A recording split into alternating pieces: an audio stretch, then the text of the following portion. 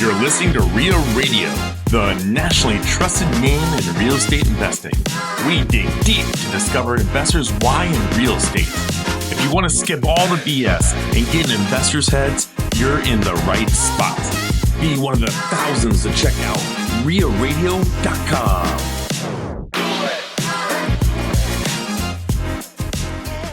I say this a lot of times. Property management is not the NFL. We don't have all-stars on the team. We have people doing the same process, the same best practice that we've laid out, we've documented, we've built, and they're doing it every single time, every single place they're at. You need to have a sense of urgency.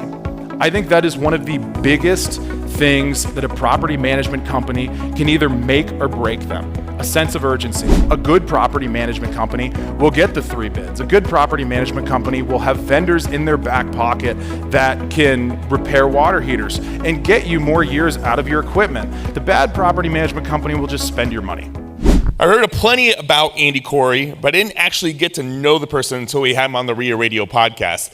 He was about as nervous as he is right now, but he killed it. And if you guys didn't have a chance to check that out, you're probably gonna get as much of that information, but we did dig deep into who he is, right? Andy is one of those rare people who makes property management look clean, organized, and dare I say, intentional. If you know anything about managing real estate, you know how impressive it really is. He is the co-owner of Kouri Management, a licensed brokerage serving Omaha, Council Bluffs, and Des Moines. His family has been in real estate since 1986. They personally own over 600 units themselves. Andy has taken that foundation and scaled their management portfolio from 600 to over 2,500 units, building it in one of the back with strong systems, clear communications, and true owner-first mindsets. I think it was also kind of cool that you talked about how your brother is actually helping develop the AppFolio side of it and improve it. That you guys brought in, 12 engineers all the way from California just to talk to you guys and build the program. When we had him on the podcast, he broke down exactly how he built the property management company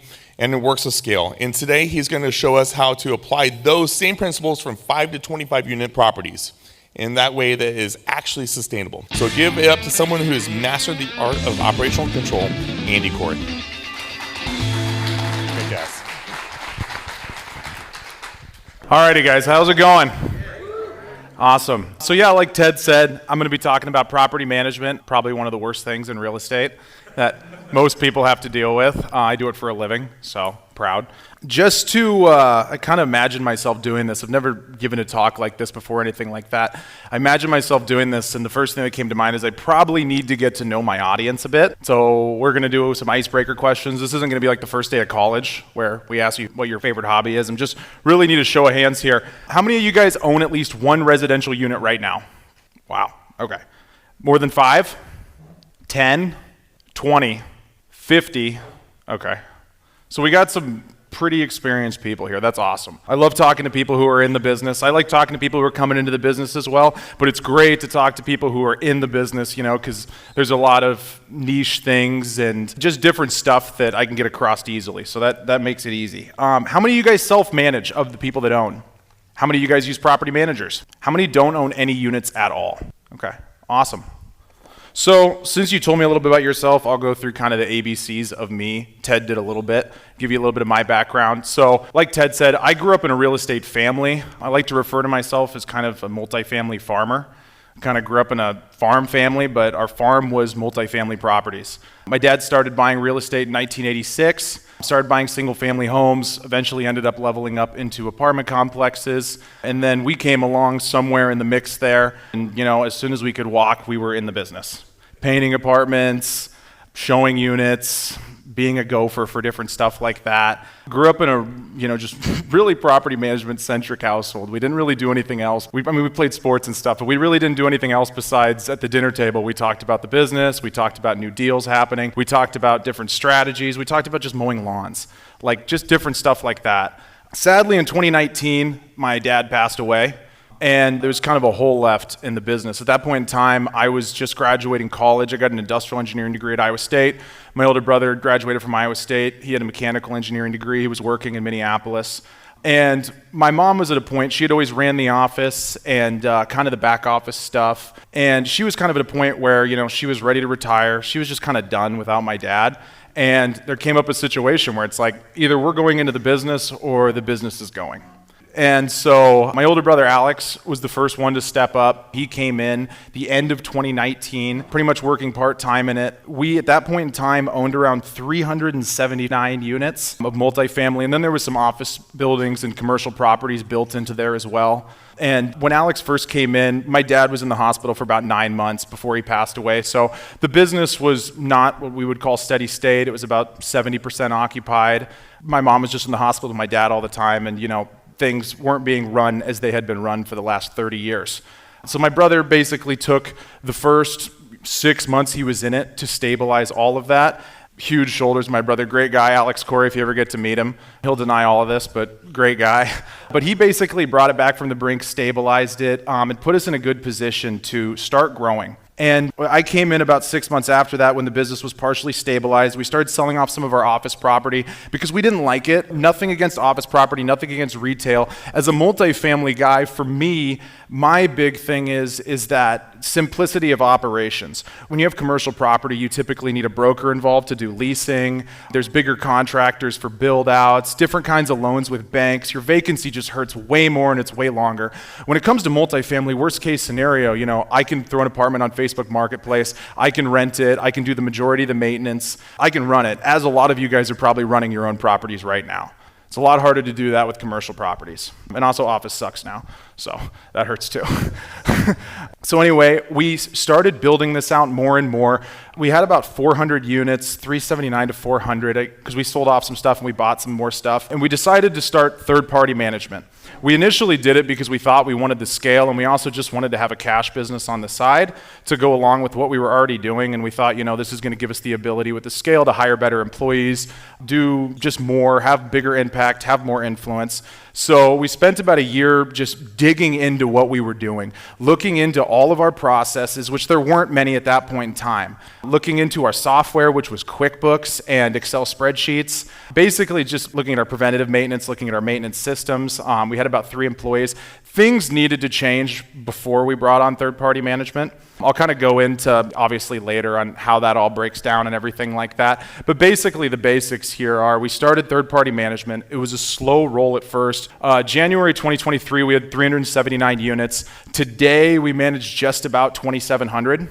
And so in about 2.5 years, we've grown about 8x in that realm. We manage everything from single-family homes all the way up to large multifamily with payroll. And yeah, we're growing. It's a crazy life. I think when I first told Colin, wherever he's at, I think I met him in like 2022 or something like that. I told him I wanted to start a third-party property management business, and he looked at me like I was insane. And he was kind of right. But it's been a good time. And the big differentiators with third-party management or with property management in general is kind of like Ted said, you need to be intentional.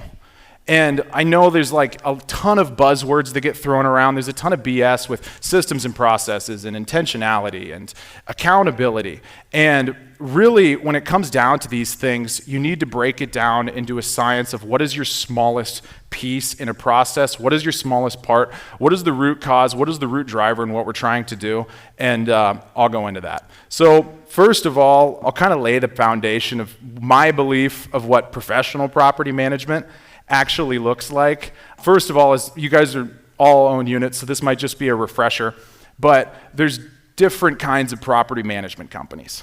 At the bottom, and not even at the bottom, I mean, these are some of the biggest property management companies, but you have the single family property management companies. This is like your RPMs, your Pures, bigger, like private equity owned, and sometimes mom and pop too, but the ones that get rolled up into like bigger private equity structures, they manage single family homes. They may manage up to like 4 units. They run floating pods.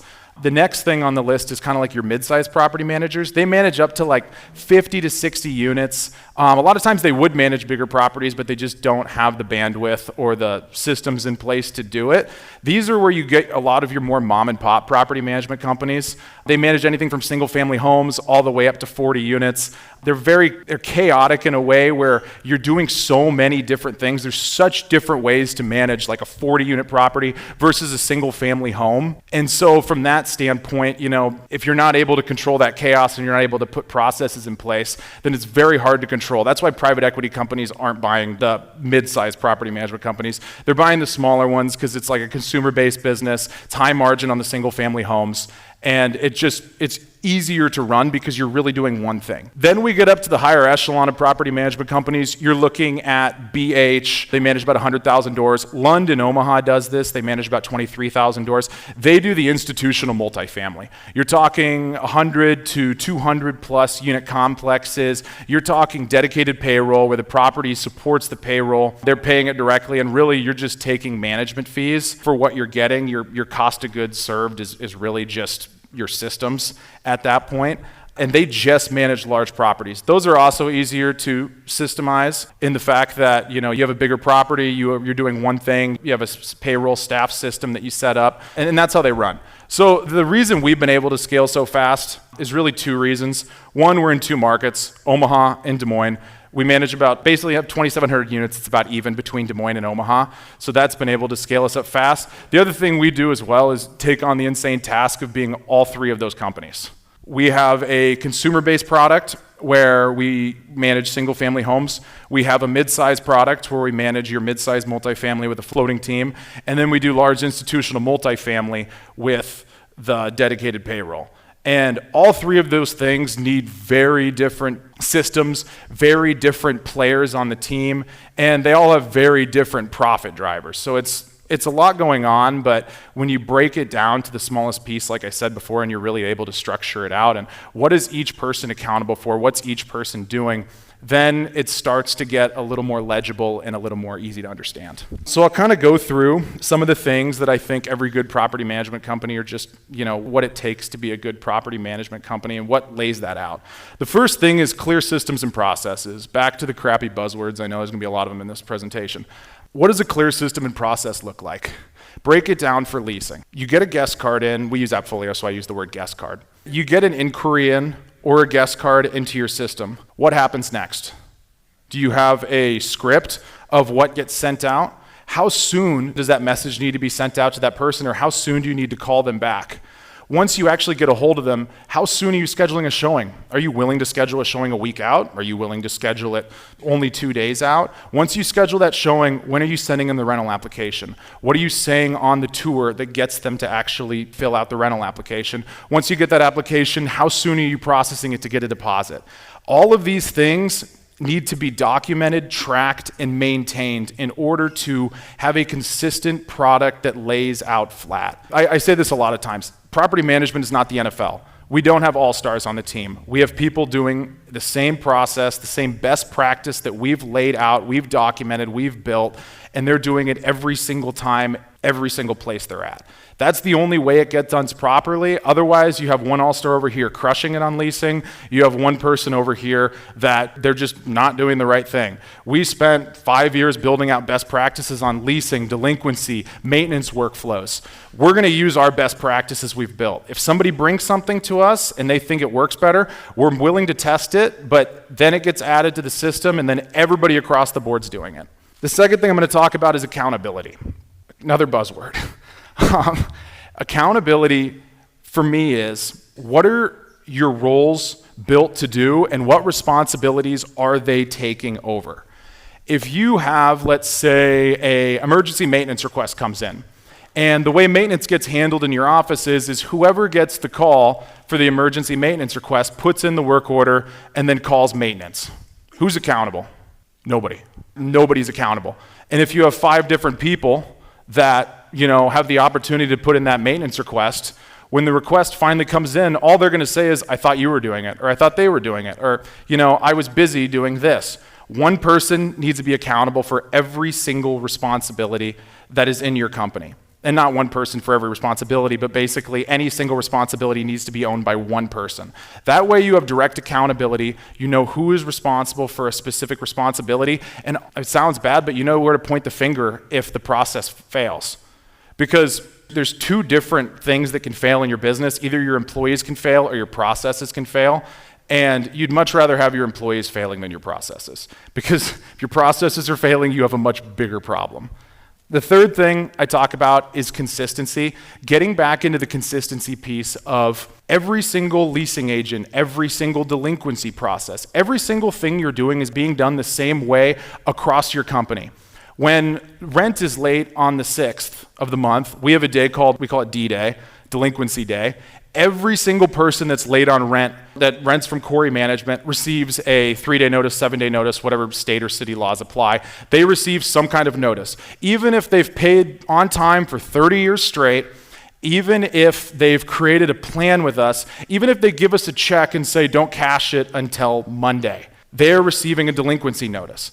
Because when you're building out a large process, when you're managing, 100 plus doors, you do not have the capacity to keep track of all of these customizable things within your process, and your employees don't either. It's insane to trust that an employee would be able to handle all of these different intricacies that you allow to happen within your business, and it's insane to even think that you could handle it. So every single person does every single thing the same way, regimented out, documented out. We have written instructions within our software that I'll go into later when I talk about workflows. But you need to make sure that your best practices are built out and all of your systems are followed by every single person to a T. Because then you can also track, we go back to accountability, we go back to consistency in general. Then you're able to track where the person broke down in the process. If we go to file an eviction and the person doesn't have a 7-day notice, why don't they have a 7-day notice? Well, they said they were going to pay. Well, we send 7-day notices to everybody, no matter what, even if they have a plan, even if it hurts their feelings, even if we have a check. And this isn't just for delinquency. This goes for how we handle maintenance. This goes for how we do leasing. This is how we do renewals. This is how we do regular tenant communication. Every single thing happens the same way, whether you're in Des Moines, whether you're in Omaha, whether you're in Council Bluffs, whether you're at a 300-unit property, whether you're managing a single-family home. Because then, as a management arm, we can manage that person and we can immediately know what went wrong there and then save ourselves the time of digging into it and finding the root cause. When the process is laid out plainly, it's very easy to see what's standing off the page. Where did it go wrong? Communication. This is something that is probably one of the most obvious things in property management that, in my opinion, is completely overlooked. When you go to look for a property management company, what's the first thing you do? Google property management Omaha. Well, if you're not a part of a community like this. If you're part of a community like this, you call Owen or Ted and they tell you who to use. But for the average person, you're Googling property management companies, Omaha. What do you see when you look at negative reviews on property management companies? Well, you see the classic ones. They raised my rent. You see that I have a maintenance request out that has taken forever. They didn't do my application right. But one of the big ones you always see is they don't answer the phone. They never respond. Even from people who are calling your office to, want property management services. If somebody calls in and says, hey, I have a fourplex in Dundee that I want managed, if you don't answer the phone, terrible look. They're probably not even going to leave a voicemail. You have to answer the phone. You have to communicate directly with your tenants. And in a world like this today, communication is the difference between vacating a unit and renewing a unit. It's the difference between holding on to a management contract and losing a management contract. It's the difference between a $50,000 maintenance catastrophe and a $200 preventative repair. It's extremely important, it's extremely easy to do, but if you don't have it regimented out of, if we do miss a call, how soon do we have to call it back? How do we know that we did call it back? Are we documenting the phone call? Are we taking notes? Where are those notes being held? Are they being held on an Excel spreadsheet that, is in a black hole somewhere? Or are the notes being taken on the tenant's AppFolio profile? So if another person picks up the process, or if the maintenance tech goes, he can look at their profile, see the note, and, then we don't have to play phone tag and call each other and take forever to do this. I mean, this is just, it's the basics, but another cliche, the basics just murder you over time. And if you don't get them down when you have 5 to 25 units, there's no way you're going to 100 without losing your mind, or just giving up selling or giving them to a property management company, which isn't the worst thing to do. We do a good job. But if you want to have your own in-house management, if you want that control, which I totally commend you for if you do, it's a tough road. 90% of the work isn't even the property management work. It's building the property management company. That's the biggest difference when you look at investing in real estate versus managing your own real estate. When you invest in real estate is not a business. It's just not. Everyone that owns some single-family rental houses, if you have it with a third-party management manager, you don't have a business. You have an investment vehicle. It's like investing in a stock. It's like having a treasury bond. You're investing it for those reasons. Once you start managing your own properties, you have a business. You have clients you're answering to, you have billables, you have the whole 9 yards of what goes into a business. But, not to go off on a tangent here, but like another thing about like now that we have a business, what are we doing? Do we have a job in the business? Because that's another whole conversation of if all I'm doing is working all day long as a property manager for my properties, do I have a business or do I have a job? In order to have a business, you need to be working on your business. And that's what sucks about owning a business. It's not a job. It's like a forever thing. It just never ends. It's infinite. It's beautiful in the sense because you always have a purpose. You're always striving for more. There is no end, but it's also terrible in the sense for all the same reasons. There really is no end, but you need to be, to get to the point, you need to be working on your systems. You need to be building these things out. And really, like to get to my last point, you need to have a sense of urgency. I think that is one of the biggest things that a property management company can either make or break them. A sense of urgency. A maintenance request comes in. Water heater's broken. Are we going to get it repaired or are we going to get it fixed? Well, it's really old, I don't know if we can make the repair. It's old. The technician's telling me that it has to be replaced. Do I call another one or do I just bite the bullet and spend $15,000, which is how much a water heater costs for like a 12-unit building?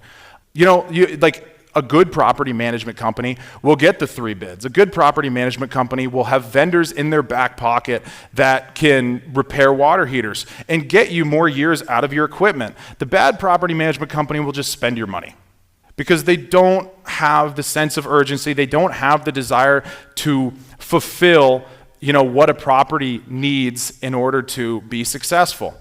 You have to stretch your equipment. You have to have a sense of urgency when you're dealing with tenant concerns. You have to have a sense of urgency when you're dealing with leasing. If you're a low energy person, it's tough.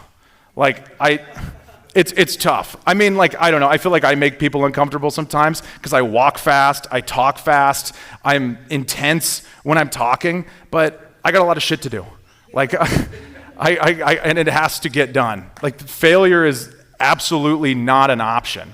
You can't go there. So really, to get down to the nuts and bolts of this is clear systems and processes, accountability, consistency, communication, and a sense of urgency.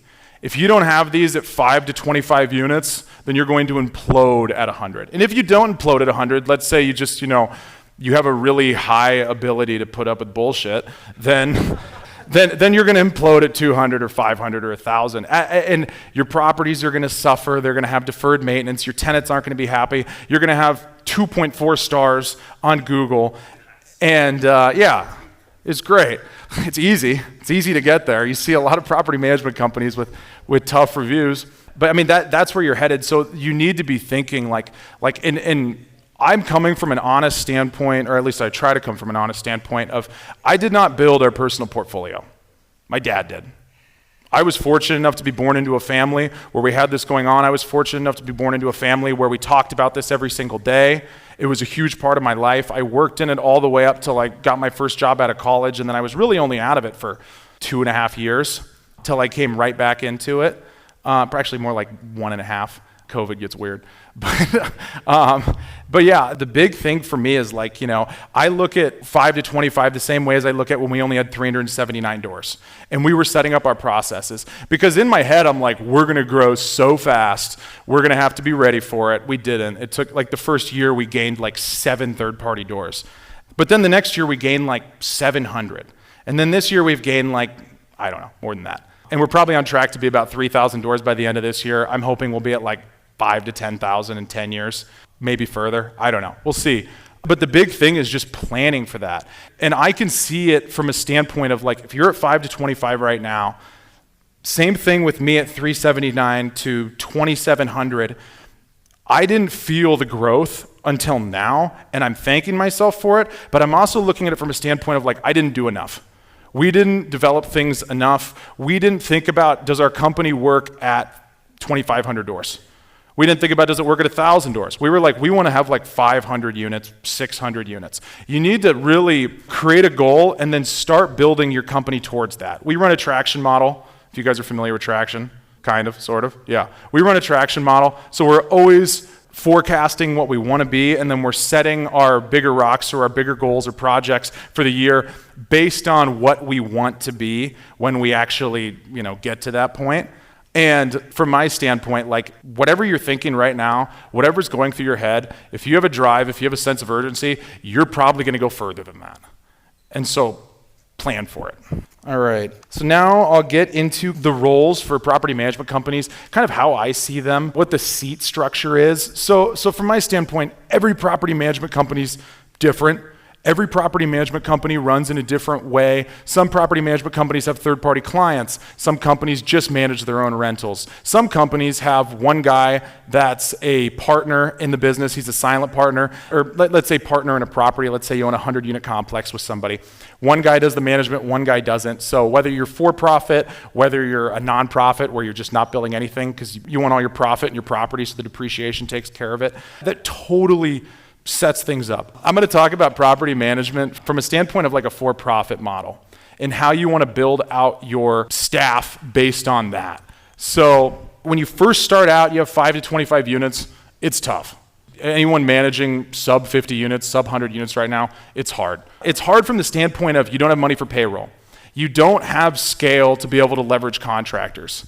You basically just don't have the size to be able to throw your weight around and really delegate any responsibilities. You're doing everything. The first person I would ever bring in if I had my own units is a maintenance tech. 100%, and a good one. You want to pay like $25 to $27 an hour. You want somebody that can recharge Freon in an AC. You want somebody that can troubleshoot a water heater. You want somebody that can fix simple plumbing projects, switch out a breaker in a panel. Things that just start to cost a lot of money, but you can afford to hire somebody where they can take care of that. What you don't want is you don't want the $17 an hour maintenance guy that knows how to kind of paint. That guy at the end of the day just ends up costing you more money because they don't take care of problems, they band-aid things, it just goes nowhere, and you end up chasing them more than you actually end up getting anything done. You want to spend some money, you want to hire a good guy, somebody that's loyal, or woman. There's some great lady maintenance techs out there. But you want to find the right person, put them in the right place, and then build them out a maintenance workflow, which I'll get into later, that they can run from, so then they can focus all their time on what they need to be doing, which is fixing shit. And then once you get to, like 100 to 150 units, I would suggest bringing in a property manager, somebody that basically is the net that catches everything. That is a great position to have. They do your leasing, they do your renewals, they do your tenant communication. If they're gone on vacation, you can handle their workload. But that's a great person to have because we go back to accountability. When they're accountable for all these different things and you've already been doing the job because you've been growing the business. You've been documenting every single thing that you do, how you do it. You can give them an instruction list on here's how you do the job, kind of like a binder. We used to have binders, now it's all online for employees on like every single SOP, every single operation that a company can do. And that person can relieve a lot of stress for you so you can start spending more time on your processes, start spending more time on acquisitions, making money basically. From there, property manager, maintenance guy, it's tough. A lot of property management companies will branch out. They'll have a maintenance manager. They'll have 2 property managers, assistant property managers. One of the big things I look at with a property management company is understanding your cost of goods sold, your COGS, for all you like MBAs out there. Your COGS are your property manager, your maintenance techs, basically anything that is direct labor to a property. When you set up your unit, you want to think of from an accountability standpoint, but you also want to think from a buildability standpoint. If I have a 300-unit portfolio and I have a property manager, an assistant property manager, a maintenance coordinator, and then let's say I said 300 units, so like 2 maintenance techs, okay? It's 5 people. How far can that stretch? So you look at your revenue. Let's say those 300 units, let's say your total payroll is, and let's say 500 units because that makes more sense. That makes it easier. Let's say your total revenue with management fees off of that is $25,000 a month. Let's say you're paying each one of those people, let's say your total payroll is like $15,000. Okay, so you're like about a 2 multiple on your revenue for your cost of goods sold, what your payroll is. You can start to stretch that beyond 500 units a bit. But as it continues to stretch, eventually you need to split things up. The problem with that is how do you split it up? Well, if you're going to have a property manager, an assistant property manager, a maintenance coordinator, and then 2 maintenance techs or 3 maintenance techs or whatever the heck you have, if you have all of that, then you need like 1,000 doors to split it in 2. Otherwise, all the processes that you built for all of these different people are worthless. Because if you're going to create a new, we call them pods, teams, if you're going to create a new team off to the right, you're going to have a property manager and a maintenance tech. Well, we don't have processes for that because our system is built on this 5-person team. I don't believe in splitting up accountability into that many people. I firmly believe in property manager, assistant property manager, and maintenance beneath them at most. And right now I'm testing just property manager. We're looking at just doing a property manager and 2 maintenance techs for every 200 units. The reason I like the model of the smaller piece better is it's much more modular. If I get to, like for instance, if I start to stretch above 200 units with a property manager and 2 maintenance techs, I can hire another property manager. Let's say I get another 100 doors. At 300 units, I can hire another property manager. They're going to be out of equilibrium, but then it grows up much faster. It's easier to get 100 units than it is to get another 500 units. And you don't constantly want to be in the chaos of equilibrium for where your profit ratios are. It makes the company unhealthy. It's harder to hire in those roles. Like, we really like to break the responsibilities of each role down to the most simple piece so we can make it repeatable. We can also make it modular to build out across the board. Staying with me here? Sorry, I kind of went off the rails there, but that's how we view it. I'm going to talk about property management. Are we good? Yeah. Sorry. I'm going to talk about, I was like worried that they're like, this is terrible. Like, what the hell's going on? Who asked this guy to talk? In terms of training, documentation, and accountability for each one of these people, we do it from a workflow standpoint. The way we build out our workflows is, it's basically instructions for how to do each job. I said we had binders before. We use a software now, we use AppFolio. The great thing about AppFolio is they have a little feature called workflows, which automatically trigger with actions from AppFolio. And so we build out basically each role, what each role does. I'll use a really simple example, leasing. Okay? When a guest card comes in or an inquiry comes into AppFolio, it automatically gets syndicated in from wherever it's getting advertised. Like, an action will pop up on the employee's screen who's doing leasing. It'll say you have 3 hours to respond to this inquiry. If they don't respond to the inquiry in 3 hours and they don't document it on the workflow, then an action pops up on their manager's screen and says, hey, your employee didn't follow instructions. So then they can go get answers. From there, once they respond to that inquiry, they have to get a showing within the next 2 days. Because if you get a showing a week out, they're not going to show up. And it's a huge waste of time. So they have 2 days to schedule a showing. They don't do that, it goes to the manager's screen. Next, after those 2 days, they schedule a showing. Now they need to get an application. They need to send the application out within 6 hours of the showing. Once they send that application out, the application's filled out. They have to complete the application and let the candidate know what the answer is within 24 hours. This keeps your leasing process tight to like 1 to 2 days. And from our standpoint, in sales, speed is everything. You have to be on top of it. But this workflow builds out across everything we do. How soon are we responding to maintenance requests? How soon are we answering back phone calls? How soon are we sending renewals out? When are we sending them out? All of this is documented within AppFolio. All of this triggers actions, which, if they don't complete them, goes back to their employer, and it gives us accountability across everything we're doing. It makes it easy to track employee performance, but it also makes it easy to seek out where your system broke down, where your employee didn't follow directions. This is probably one of the greatest inventions known to man I don't know how property management companies did it prior to basically the computer or whatever, being able to hold accountability across the board with all of these different people. But the trouble here is the workflows are great, but you need to build them out. You need to come up with your best practices. You need to set up the triggers, set all this stuff up in the background. This is where it comes back to working on your business, knowing where your faults are, and correcting and building out. This is how you not only get buy-in from your people, because one, they know that, everything they're doing is valuable. Everything that they're completing is monitored, and they get high fives all the time. They get thumbs up. You're doing a great job. And if they're not, then, why is this workflow not completed? And then finally, internal team versus vendor team. When you look at your internal team's abilities, then you look at vendors as well. We think vendors, the first thing that comes to everybody's mind is maintenance. Everybody's got maintenance vendors. What can my maintenance team do versus what can vendors do? Personally, I like to use vendors for painting. I like to use vendors for flooring as well. I think it's a waste of time for skilled maintenance labor to be painting. Same thing with flooring. And I think if you have enough scale, you can make it cheaper than your maintenance labor to do the painting, to do the flooring. You can renegotiate contracts quarterly. Besides the fact that, painters flake every 3 months, you really have no issues. But really, to get bigger with that idea, you need to look from a profitability standpoint of your properties. What can I do with my in-house maintenance labor versus what can a contractor do better than me? And then literally just stick to that. The problem is being wishy-washy about it. Well, sometimes we paint and sometimes we use contractors. Sometimes we do flooring and sometimes we do contractors. You're either using your people or you're using contractors, because then the contractor knows they're getting the business. They'll give you the best pricing.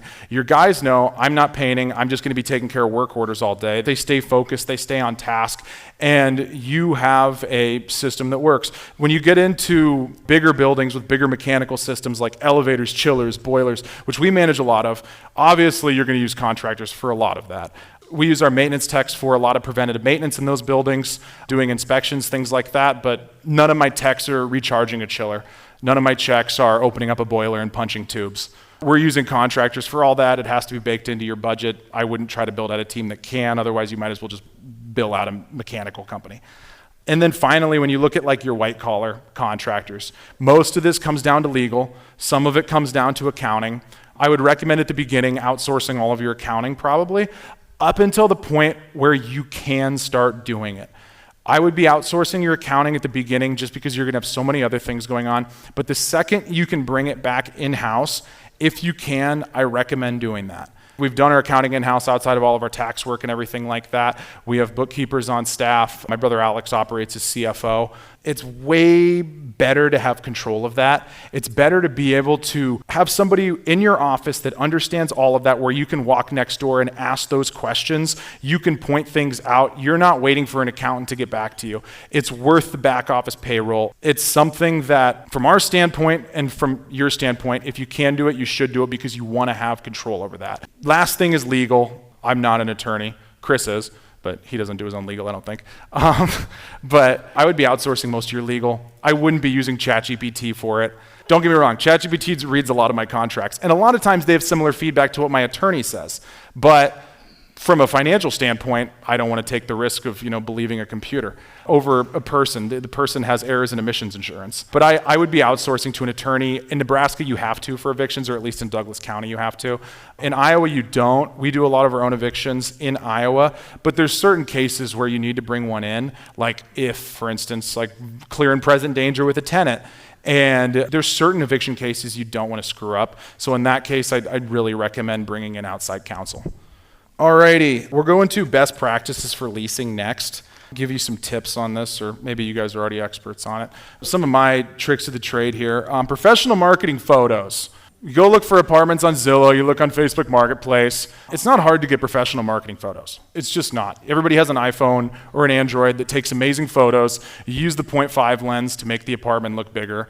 You brand all the units with some kind of watermark of yours. It costs like $5 a month to get one of your softwares, so the people know it's not a scam. And you make it look professional. You make it look like the person listing this is alive and is there. You don't need to buy a $1,000 camera. You don't need any special lighting. You don't need the 3D tours. You just need kitchen as your first photo. Nice photo of the kitchen is your first, primary photo. Have one exterior photo, have at least 15 other photos, bathroom, bedrooms, different angles, closets, things like that. As long as they're taken well, as long as they have a watermark on, that will boost what you're getting, especially with all the scams out there now. I mean, we had to start doing the watermark 2 years ago. We don't do it totally across the board yet, but as of this year, we will, basically. Some of our individual, bigger properties we don't do it for. But everybody's been scammed on Facebook Marketplace, so they're scared, so they're not even going to click on your ad. But professional marketing materials is huge. Use ChatGPT to write you a nice description of the property. Give them, obviously, the right, push and the description you're giving them, and build something out that looks institutional. Build something out that looks like the company that's running it is much bigger than it is, and you'll have a lot of success finding the right people. Because typically the right people who you want to lease to They don't lease from, grainy photos of an apartment. They don't lease from sideways photos on a website or a 3-word description with a phone number. You're going to be ending up with the wrong people. Wide listing syndication.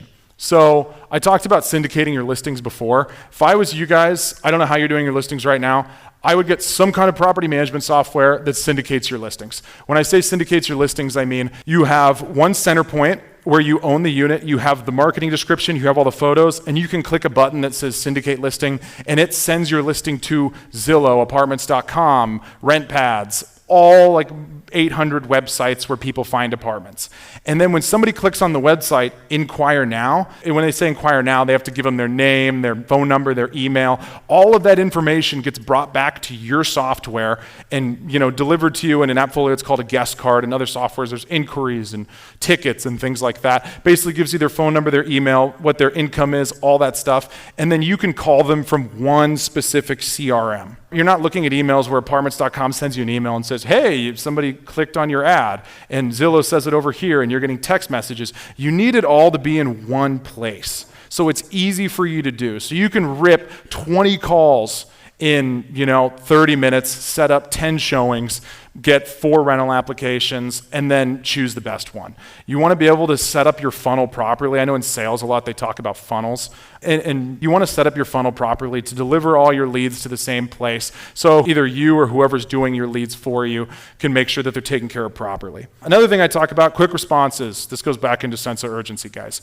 Sales is a speed game. A lot of times, if we have a leasing agent, I haven't done this in a while, but back in last year, a year before, if we had a leasing agent, we call them APMs, assistant property managers. If we had somebody that wasn't, they were following the path, they were doing everything they were supposed to, they were within their time ranges, maybe they were a little late on them, but they just weren't getting the leasing volume that they wanted. They weren't converting 50% of guest cards to showings. They weren't converting, 33% of showings to applications, 50% of applications to deposits. They weren't hitting the metrics that we outlined.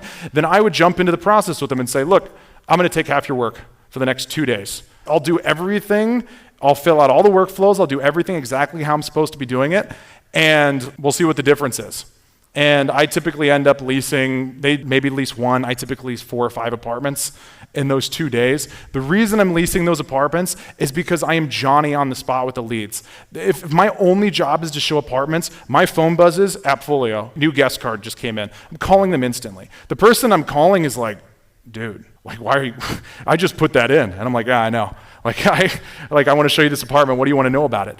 And then they're excited. You're capturing that moment where they saw the apartment online and they were like, I would live here. So they take the time to fill out the form. They fill out the form, and then I call them. They're excited. I show them the apartment same day if I can. They put an application in same day. I get it approved with same day, and then I send them a deposit request, and then they put an deposit in. If you can do leasing fast, it's amazing to see in the eyes of our leasing agents when they finally get it. When they finally understand that speed is everything, when they go from, and they get paid by commission, by the way. So they get a base salary and then they get a hefty bonus for every apartment they rent. When they go from getting 2 deposits a week to 5 to 10 a week, and they get 2 or 3 weeks, and all of a sudden they're like, wait, I get this. It's like you need to have speed in leasing, whether you're doing it or whether your people are doing it. Obviously, it helps to incentivize with a commission structure, but it also helps just to, kind of show them the light. And then it's beautiful too, because then you just gave them a skill. Like now they have a very basic understanding of how sales work. They understand the reward process of being fast, taking care of the needs of the person that they're with, and then ushering them to the sale. Standardized application process and screening. So from an application process, if you want to comply with fair housing laws, anyway, you need to do everything the right way. So from that standpoint, you need to basically, you need to look at every single applicant the exact same way. The way to do that is to build out a rubric ahead of time of what your leasing criteria is. And then you also need to be able to have the resources to carry out that leasing criteria. Any website you're on, Buildium, AppFolio, even Zillow, I don't recommend using their background checks. Their credit checks are fine. Their background checks are not thorough. They miss a ton of things. I would get the last 3 addresses or the last 5 years of residency of the occupant, and then I would go on the local court websites. Sometimes it costs like $1 per court case to look at, but it's worth it in terms of the thousands of dollars you're going to miss out on rent or damages to your apartment building. But that, for the background checks, I'd highly recommend local court, Douglas County courts, Pottawatomie County courts, Polk County courts. You can find everything you need. Don't use Zillow. It's not as good. It'll show you something from like South Carolina that they didn't even do because they just had the same birth date and the same name as the person.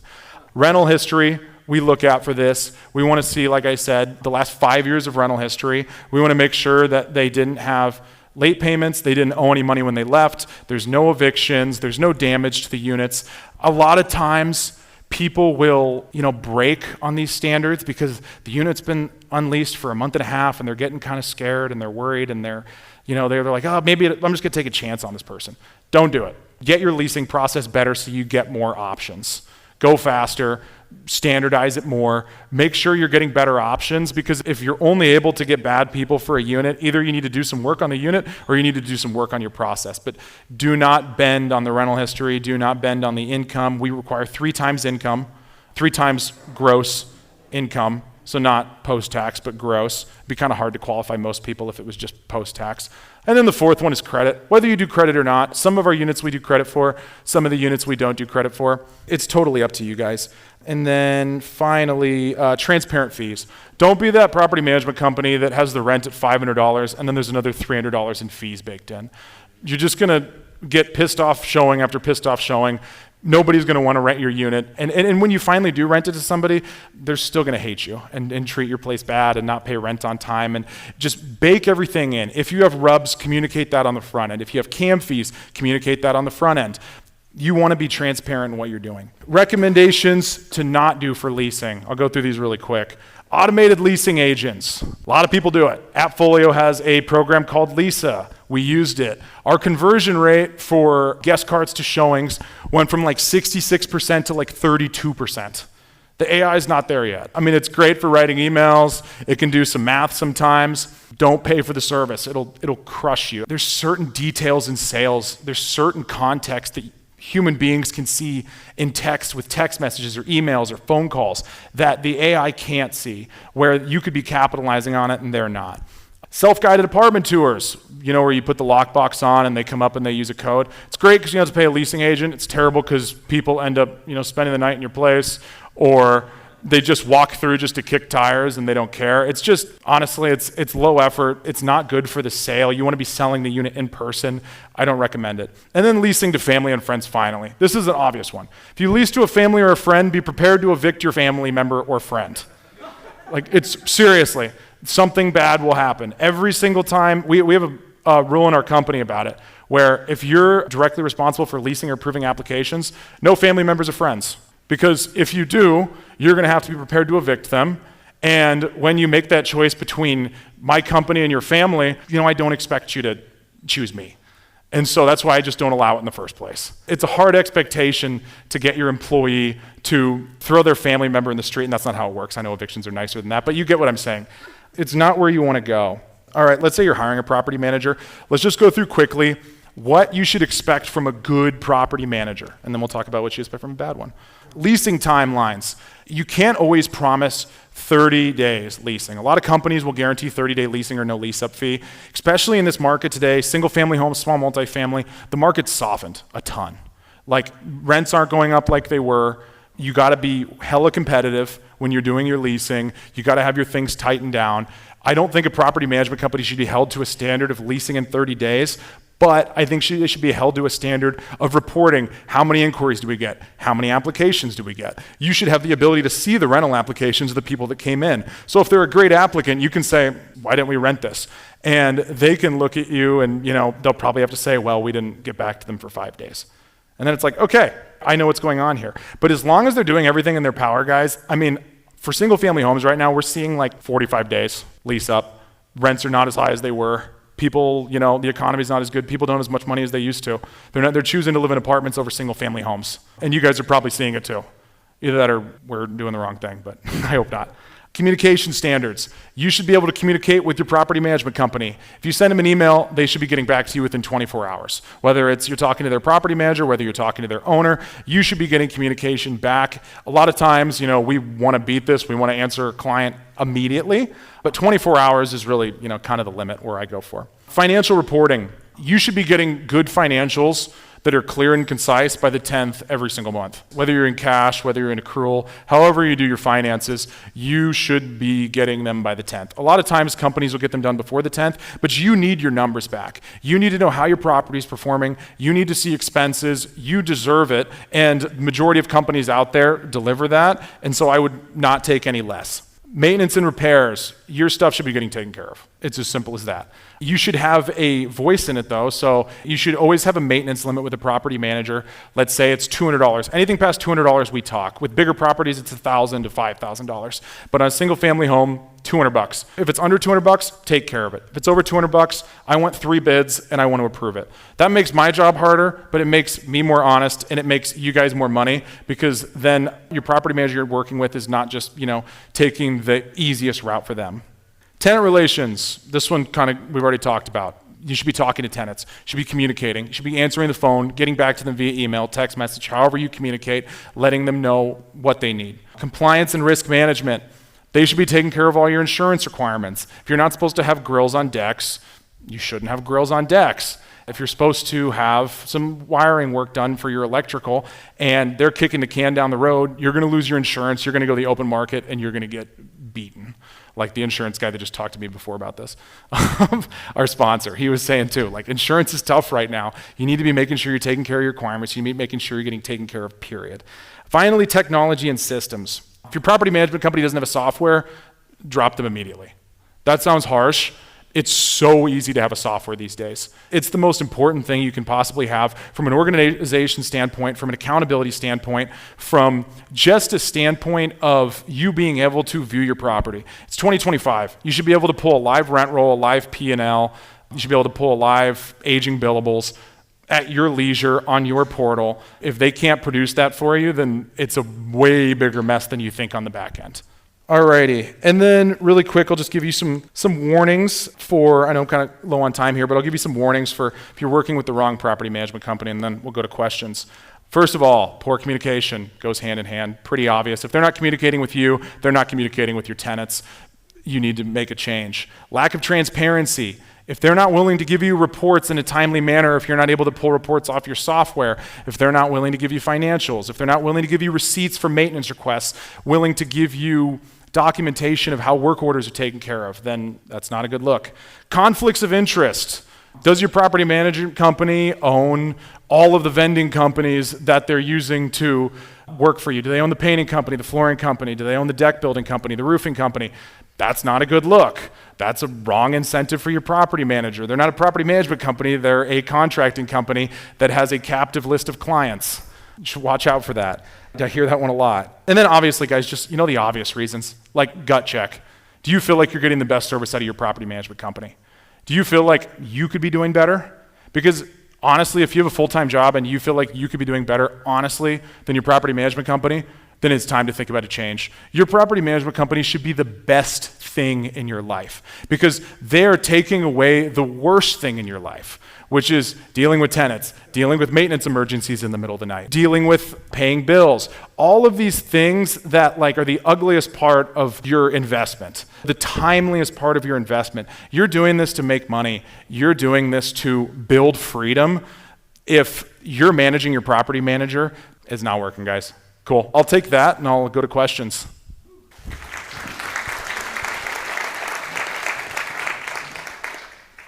Look, property management, guys, somebody's got to have questions in here. Don't be shy. Mike right there. Who's got one? All right. I know, I covered everything. I apologize, guys. It's over, guys. I'm sorry. And DeBrock with Realty One Group Sterling here.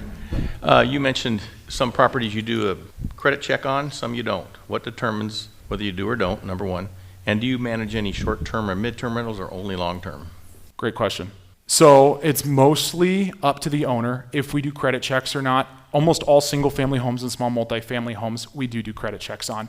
The larger multifamily, when you get up beyond 50 to 100 units, especially when you get into the institutional multifamily, a lot of times you're not doing credit checks at that level because it's a more institutional product, it's more predictable, it's more forecastable.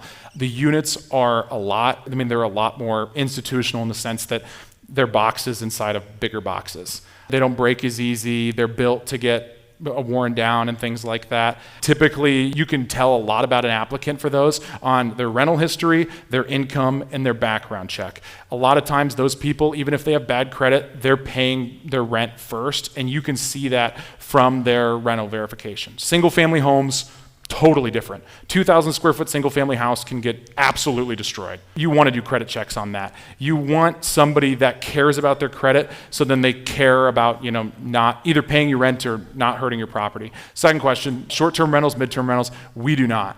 Don't have processes for them. We wouldn't take them on. I only want to do what I think I could do a good job on, to be honest, and I'm not a big fan of either market. Thank you. I should have sat right there, but, well, thanks. That was awesome. So my question was, quality control methodology. You kind of talked about your traction model and you're doing bigger and greater things. So I was kind of curious, kind of give me like that Ray Kroc, the founder vibes. How do you have that quality control when you're just expanding? And did you just use the AppFolio app and hit them up every 3 days, or what do you do? So 2 pieces there. One is our software. We're nothing without our software. We do everything inside of AppFolio, to the point where Ted was talking about it earlier. We use up almost 95% of AppFolio's suite.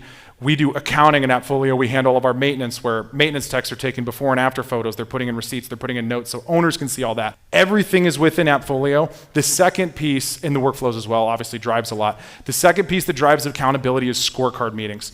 And I didn't really go into this, but every Tuesday we have scorecard day.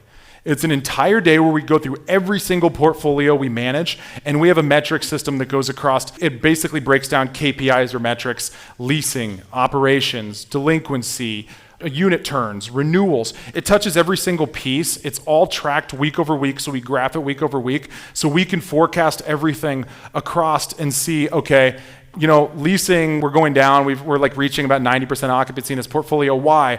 Well, last year in the Des Moines downtown submarket, if we go back, we can see we were at 90% occupancy then. Maybe there's a market trend. Next year I'll have more sample size of a data. But those scorecard meetings, you call them steering meetings, whatever you call them, that is another extremely important thing from a reporting standpoint that you need to be doing with your staff or yourself. It's just an honest check. We have great scorecard meetings. We have great scorecard days. We have bad scorecard meetings. We have terrible scorecard days. But the thing is you're taking care of it on a week-by-week basis, and you're not getting that slippage of where things can go a month, things can go 2 months, things can go 3 months. They're a pain in the ass to do. They eat 1 day a week for me, but they help me maintain quality and steer the ship much quicker. Thank you for the question. Yeah, more of a curious one. So like your goals of expansion, where is that coming from? Like you're just like, I'm gonna grow, like the inspiration, or I don't know, just make up something in our head. And this sounds like a great. I think we wanted 6,000 units by 2034 and 2024. We're gonna be at half that goal here, so it's like we extended the goal to 10,000 units by 2034 now. To be honest, like anyone out there that has ever started something and you have this crazy idea in your head, and then all of a sudden you're like hitting it faster than you could, and you're like, oh my God, this is nuts. That's a great feeling, and that's a terrifying feeling. And that goes back into, setting your goals accordingly to build up yourself up to that goal. Like, I'm a firm believer in a dream without a plan is a wish. If somebody handed me the contract for 10,000 units 3 or 4 years ago, I'd be dead. You can't rise to that occasion. You have to build to it. But the thing is not building from a standpoint of we're going to go to work every day and we're going to take care of people. Building from a standpoint of build out your foundation long, get really lateral with everything so you can handle the giant structure that is 10,000, 20,000, 100,000 doors. All right. Let's give it up for Andy Kouri, ladies and gentlemen. Property management, tips, tricks, strategies, and how to slay it in growing your property management business. Thanks Andy. Dude. Thanks for having me. Thank you, guys.